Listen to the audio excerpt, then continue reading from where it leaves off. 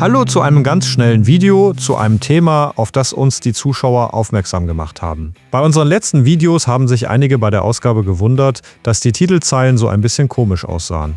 Ich zeige es kurz und berechne dazu mal hier so einen Hallenrahmen. Hier oben sieht man jetzt so ominöse Hinweise. Tragen Sie bitte im Programm Stahl 2000 Launcher Ihre persönlichen Titelzeilen ein. Menü Ausgabe, Menüpunkt Titelzeilen.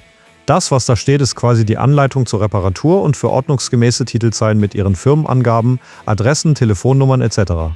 Dann machen wir das mal genau so. Ich schließe die Ausgabe und die Hallenrahmen-App. Hier ist der Launcher und hier oben ist das Menü Ausgabe. Nach dem Klick sieht man ganz oben schon die Titelzeilen, in denen die Hinweise stehen, die wir gerade in den Titelzeilen der Ausgabe gesehen haben.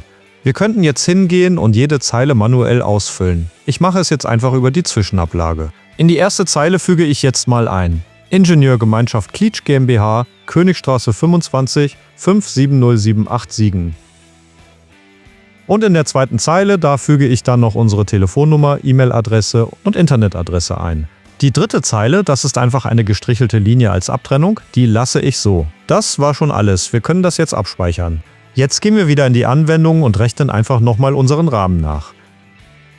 Ich lade die Daten, die vorhin auch offen waren, mache die Berechnung schnell neu und wir sehen jetzt hier oben direkt die vernünftig aussehenden Titelzeilen. Oben halt der Firmenname und die Adresse, in der zweiten Zeile Telefonnummer, E-Mail, Internetadresse und dann nochmal die Trennlinie und fertig ist die ganze Einstellung. Das war es schon für heute.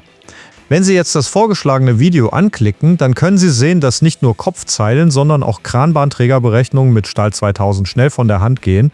Vielen Dank fürs Zuschauen und bis zum nächsten Mal.